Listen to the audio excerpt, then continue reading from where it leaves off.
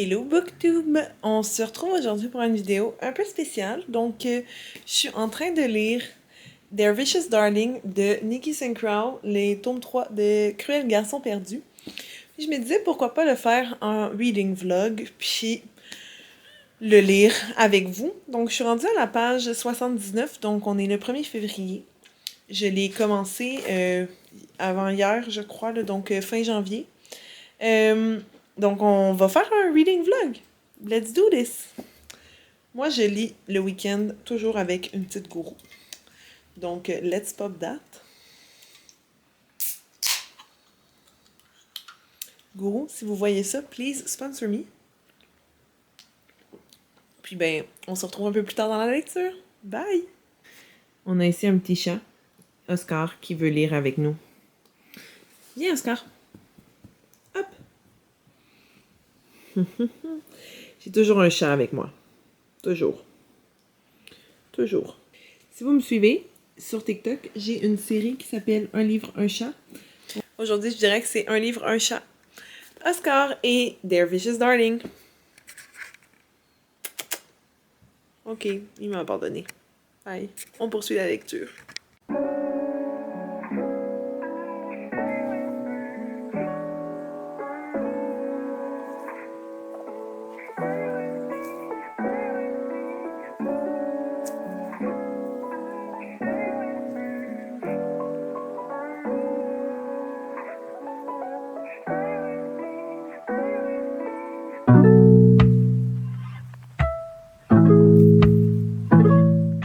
Bon, je suis rendue à peu près à la moitié. Je suis rendue à 103 sur 250.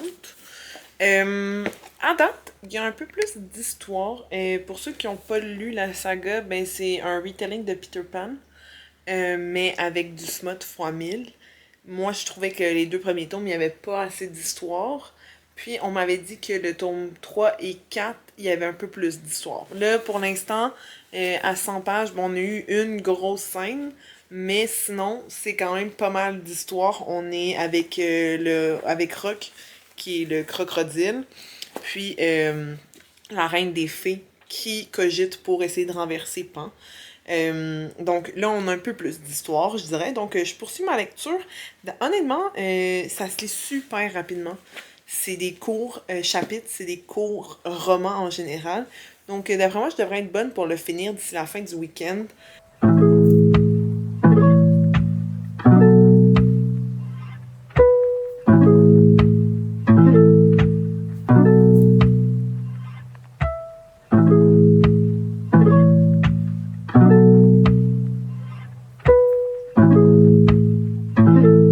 Kick.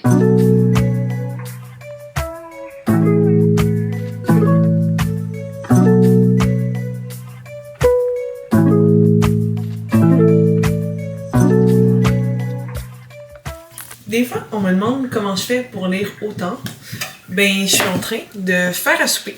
Donc, ce soir, c'est penne, sauce à spaghetti. Mais j'ai mon livre in the meantime pendant que mon eau bouille, puis je lis.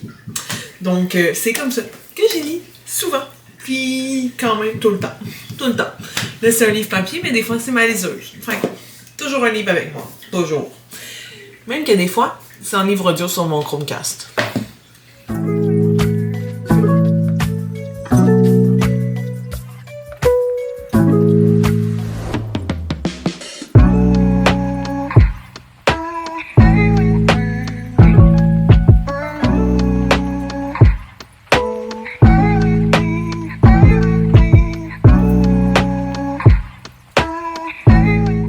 Bon, ben je suis rendue à la page 163, donc je vous dirais que le chapitre 18, 19, c'est quand même olé olé, mais je vous dirais que c'est comme le deuxième passage là, puis on est un peu passé la moitié, donc c'est quand même bien jusqu'à présent, là, comparativement par exemple au 1 et au 2, où est-ce qu'il y avait beaucoup de smut. Donc je poursuis ma lecture. En fait, là présentement, il est 19h10, on est toujours le 1er février. Je pense qu'en vrai, c'est faisable puis je suis capable de le finir ce soir. I think. La seule chose, c'est que j'ai pas le tome 4 à la maison. Donc ça me fait un petit peu chier. Parce que c'est des livres qui se lisent rapidement. Donc, c'est le fun pour booster mon bilan de lecture du mois et de l'année. Mais bon, je poursuis ma lecture. Bye! Quand je vous disais que j'avais toujours un chat avec moi, ici on retrouve une églantine sauvage. Donc, je poursuis ma lecture. Je voulais juste savoir s'il y a d'autres gens comme moi qui lit son livre tout bonnement, puis qui lui pogne une bulle et qui décide d'aller juste scroller sur TikTok. Il y en a d'autres, des gens comme ça.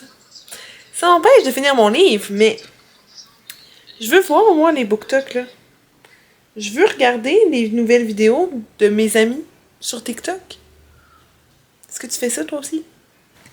Je suis rendue à la page 217 sur 250, donc au chapitre 29, puis je confirme là, il me reste à peu près 50 pages à lire, un peu moins. Et il y a beaucoup plus d'histoires que dans les chapitres, dans les tomes 1 et 2. Donc à date, c'est vraiment bon. On plonge plus dans l'histoire des différents pays au sein du monde, là. Donc on a le pays des ténèbres, le pays imaginaire évidemment. Puis on parle aussi du pays éternel, donc c'est vraiment intéressant. On a le crocodile, donc Rock, qui ajoute une touche dans l'histoire. Même chose avec le capitaine Crochet, on le voit beaucoup plus. C'est vraiment meilleur que les deux premiers, je dirais. Sauf si vous aimez full le smut puis pas beaucoup d'histoire. Le 1 et 2, moi, c'est ça que j'ai déploré, c'est qu'il y avait vraiment beaucoup de smut puis très peu d'histoire, puis le smut apportait comme rien. Là, on a une belle dose d'équilibre, je trouve, comparé aux deux premiers tomes. Donc, je continue ma lecture, il est 20h, donc je devrais être bonne pour terminer bientôt. Bon, il est 20h40, il me reste 2 chapitres, dont l'épilogue. Donc, je termine ça, puis je vais filmer ma réaction en live parce que souvent, les derniers chapitres de cette série-là sont quand même, genre, choquants. Donc, here we go.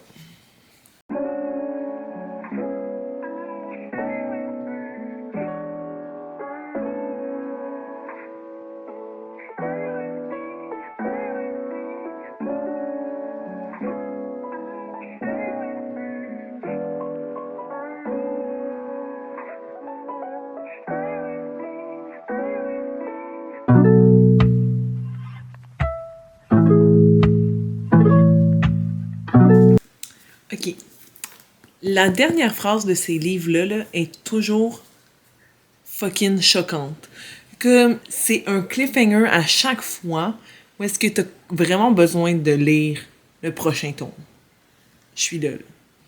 Je vais m'installer à ma table de cuisine, j'ouvre la lumière, puis on se fait comme un review à chaud. Let's go. Bon, premièrement, je vais aller update mon Goodreads parce que, ben, that's the first thing we need to do quand on finit un livre. Donc, ici.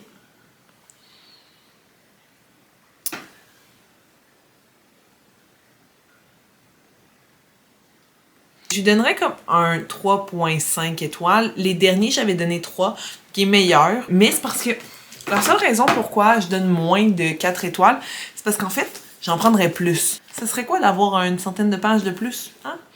Donc, ok, review à chaud. J'ai beaucoup aimé comparer au tome 1 et 2. Puis beaucoup plus l'histoire du pays imaginaire, donc la dynamique entre Vane, donc le ténébreux, et son frère, le crocodile.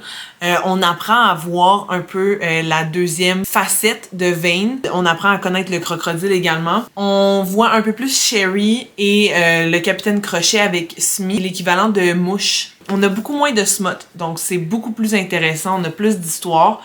Moi, c'est ce qui fait que j'ai beaucoup plus aimé ce roman-là. Mais encore une fois, si vous aimez le smut, il n'y a aucun problème, là. C'est vraiment quelque chose que vous pouvez lire. Mais je vous le recommande. Je vous le recommande. Puis j'ai très hâte de lire le 4e. Je crois que le 4e tome, c'est le dernier de la saga. Donc voilà. J'ai aimé. J'ai aimé. La fin, encore une fois, complètement choc comme tous les autres romans. La fin de ces romans-là nous permettent vraiment de voir qu'est-ce qui s'en vient dans le prochain tome. C'est vraiment intéressant. Là. On voit que bang, il va y avoir une péripétie. je l'ai beaucoup aimé. J'ai beaucoup aimé la fin. Puis, encore une fois, très surprise. J'aimerais essayer de découvrir d'autres livres de Nikki St. Crow. Parce qu'elle en a écrit plusieurs, mais je pense qu'ils sont pas tous traduits encore. Bon, peut-être que je commencerai à lire en anglais. Who knows, si vous me suivez sur mes autres réseaux sociaux, vous savez que ça me titille de payer...